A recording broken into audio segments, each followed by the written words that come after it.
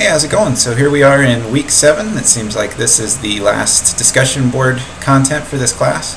So before I jump in, let me just say I've really enjoyed the class and I've learned a lot from it, and I've enjoyed watching everybody's videos, and I appreciate everybody that sent me comments, and hopefully we'll see you in another class somewhere on down the line. So aviation safety officer is what we're all talking about this week. So what is an aviation safety officer? So this is somebody that develops and implements SMS, safety management systems. We talked about that a little bit, or saw a video about that in the overview.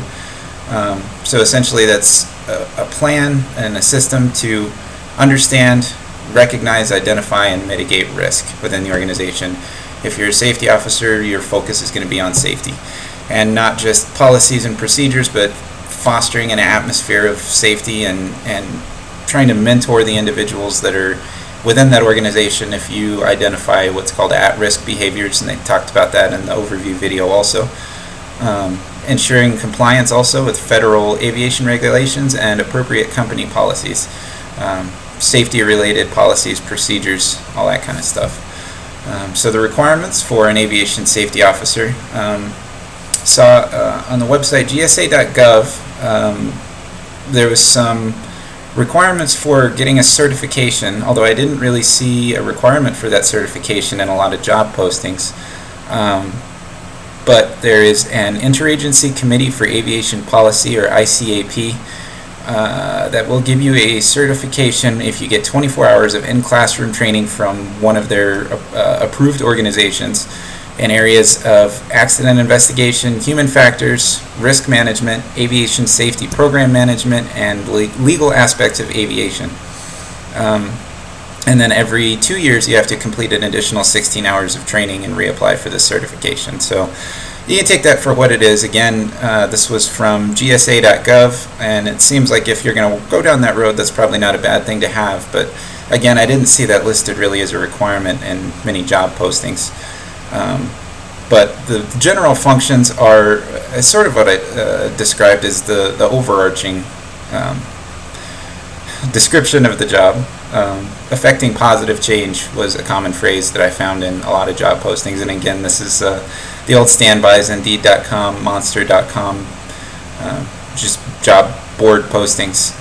Developing that SMS, that safety management system, and making sure that there's layers of safety, that there's no single point failure where if one thing goes wrong, all of a sudden now you have an incident or a safety or security concern. Coaching and mentoring the personnel that are part of that organization. If you see that at-risk behavior, it's not just, oh, you're an idiot, get out of here. It's developing, okay, why are you displaying this at-risk behavior? What can we do to try to alter that and get you to a point where you're not demonstrating that anymore? As far as pay goes, payscale.com, ziprecruiter.com, and glassdoor.com, we're all pretty close to each other. It looked about low to mid 50s was an average median salary that they listed. High end, and this was less than the top 10%, but high end were listed at being over about 100,000. So overall for this job, it seems like it's pretty interesting, and if you have kind of that disposition and that personality where you're going to be passionate about managing a safety program and developing a logical plan for that SMS and implementing it within that organization, then I imagine that'd be really rewarding to be the person that's in charge of that and put all this hard work into making sure that there's a culture of safety, and you know, you're spearheading all these projects to make sure that everything works like it's supposed to and stays safe, and then seeing that pay off in either people that are displaying at-risk behavior not doing so any longer, or seeing incidents and accidents not happening. You know, this is just the incident that would have been bad that never did happen because of the positive change that you're trying to affect in that organization as the safety officer. So anyway, that's what I have for this week. Thanks for watching.